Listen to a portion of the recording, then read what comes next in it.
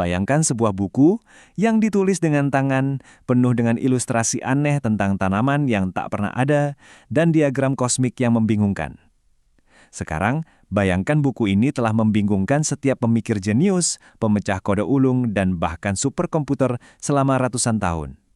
Buku itu ada, dan ia dikenal sebagai manuskrip Voynich. Pertanyaan ini bukanlah sekedar pembuka, ini adalah inti dari misteri yang akan kita selami. Karena manuskrip Voynich bukan cuma sekedar peninggalan kuno, oh bukan. Ini adalah cermin yang memantulkan batas kemampuan kita dalam memahami bahasa, kode, dan bahkan realitas itu sendiri. 600 tahun, coba resapi angka itu. Selama lebih dari 6 abad, manuskrip ini seolah-olah mengejek setiap generasi yang mencoba membongkar rahasianya. Ia adalah kasus buntu tertua dalam sejarah kriptografi, sebuah teka-teki abadi yang menolak untuk menyerah. Metafora ini sangatlah tepat. Para ahli menyebutnya gunung Everestnya kriptografi, sebuah puncak yang tampaknya mustahil untuk didaki. Atau mungkin lebih tepatnya, sebuah kotak terkunci yang sangat indah, tapi kuncinya tidak pernah ada. Oke, mari kita mulai investigasi kita.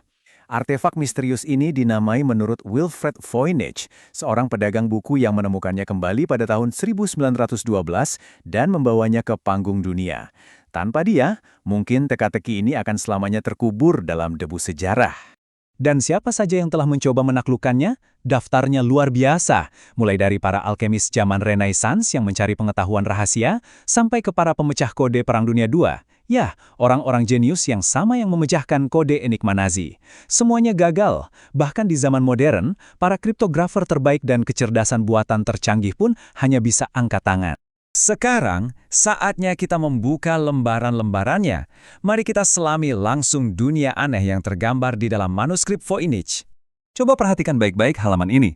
Lihat tulisan tangannya. Begitu elegan, begitu mengalir, tapi satu huruf pun tidak ada yang kita kenali. Lalu, lihat gambarnya. Figur-figur wanita yang sedang mandi di dalam cairan hijau aneh yang terhubung oleh pipa-pipa rumit. Setiap halamannya adalah perpaduan antara seni yang indah dan kebingungan yang absolut. Para peneliti mencoba memahami isinya dengan membaginya jadi 6 bagian. Ada bagian herbal, isinya ratusan tanaman yang tidak ada di planet kita. Bagian astronomi dengan zodiak dan konstelasi yang belum pernah kita lihat.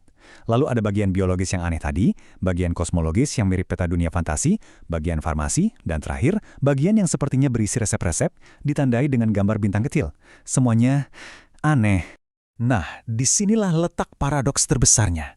Di satu sisi, ilustrasinya benar-benar seperti datang dari dunia lain. Fantastis! Di sisi lain, teksnya, walaupun tidak bisa kita baca, ia berperilaku persis seperti bahasa sungguhan. Ada kata, ada paragraf, alurnya dari kiri ke kanan. Ini bukan sekedar coretan acak, ada struktur di dalam kegilaan ini. Dan ini buktinya. Grafik ini mungkin terlihat rumit, tapi pesannya sederhana dan cukup bikin merinding. Garis merah itu adalah detak jantung dari bahasa Voynich, menunjukkan pola panjang katanya. Dan lihat, pola itu sangat cocok dengan bahasa-bahasa alami yang kita kenal. Ini adalah bukti kuat kalau ada sebuah sistem, sebuah logika nyata di balik teks misterius ini. Jadi, kita sampai pada pertanyaan jutaan dolar. Apa sebenarnya manuskrip Voynich ini? Selama ini, ada 3 teori besar yang selalu menjadi perdebatan. Oke, mari kita periksa para tersangkanya. Teori pertama, ini adalah sebuah kode rahasia, mungkin bahasa Latin yang disamarkan. Masalahnya, kriptografer terhebat di dunia pun tidak bisa memecahkannya. Teori kedua, ini adalah bahasa alami yang sudah punah. Mungkin saja, tapi beberapa pola tata bahasanya aneh dan tidak konsisten. Dan teori ketiga, ini hanyalah tipuan yang sangat rumit, dibuat untuk menipu kolektor kaya di abad ke-15. Tapi, coba pikirkan, menciptakan teks palsu yang begitu kompleks dan konsisten secara statistik tanpa bantuan komputer, itu hampir mustahil. Waktu pun berlalu, dan kita memasuki era modern. Era di mana kita punya senjata baru yang kita pikir bisa memecahkan segalanya, kecerdasan buatan atau AI. Prosesnya terdengar menjanjikan. Para peneliti melatih sebuah AI dengan ratusan bahasa, lalu mereka menyodorkan manuskrip Voynich pada AI itu. Setelah menganalisis polanya, AI dengan percaya diri menyimpulkan ini adalah bahasa Ibrani kuno yang disandingkan. Dan untuk pertama kalinya dalam sejarah, sebuah terjemahan pun dihasilkan. Inilah dia, momen yang ditunggu-tunggu selama 6 abad. Seluruh dunia menahan nafas, apa pesan agung, rahasia alam semesta yang disembunyikan di kalimat pertama buku paling misterius di dunia ini? Dan inilah hasilnya. Dia membuat rekomendasi kepada imam, pria di rumah, dan saya, dan orang-orang. Tunggu, apa? Kalimatnya benar secara tata bahasa, tapi sama sekali tidak masuk akal dan terasa kosong. Sungguh sebuah antiklimaks yang luar biasa. Kegagalan spektakuler ini memperkenalkan kita pada sebuah konsep yang sangat penting di era AI, kebohongan yang fasih, atau yang lebih sering disebut halusinasi AI.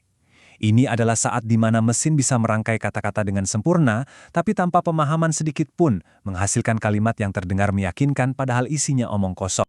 Dan kenapa kita tahu terjemahan itu salah? Sederhana, kalimat itu sama sekali tidak ada hubungannya dengan ilustrasi tanaman aneh atau peta bintang di dalam buku. AI tidak memahami konteks. Ia hanya mencocokkan pola matematis lalu menebak dengan penuh percaya diri. Sebuah halusinasi yang megah. Jadi, bahkan AI pun harus mengakui kekalahannya. Kita seolah kembali ke titik awal. Tapi mungkin juga tidak. Mungkin kegagalan ini justru bagian terpenting dari keseluruhan cerita. Karena kegagalan memecahkan manuskrip Voynich ini mengajarkan kita sesuatu yang jauh lebih dalam. Ini bukan lagi soal teka-teki teknis. Ini soal batas pengetahuan kita sebagai manusia. Dalam kebisuannya selama 600 tahun, manuskrip ini seolah memberikan kita beberapa peringatan penting. Pertama, jawaban yang penuh percaya diri, apalagi dari mesin, belum tentu jawaban yang benar. Kedua, misteri kuno butuh konteks, butuh pemahaman budaya, sesuatu yang tidak dimiliki oleh teknologi. Dan ketiga, mungkin yang paling penting, tidak semua masalah bisa dipecahkan hanya dengan kekuatan komputasi. Pada akhirnya, mungkin kita salah selama ini. Mungkin nilai terbesar manuskrip Voynich bukanlah rahasia yang tersembunyi di dalamnya, tapi justru karena ia tidak bisa dipecahkan. Ia menjadi semacam firewall bagi kesombongan intelektual kita, memaksa kita untuk selalu meragukan jawaban yang terlalu mudah. Jadi, saya akan tinggalkan Anda dengan pertanyaan ini. Di zaman di mana kita bisa mendapatkan jawaban untuk apapun dalam hitungan detik, apa artinya memiliki sebuah misteri yang sempurna? Mungkin manuskrip Voynich mengajarkan kita untuk merasa nyaman dengan ketidaktahuan, dan mungkin saja di sanalah letak kebijaksanaan yang sesungguhnya.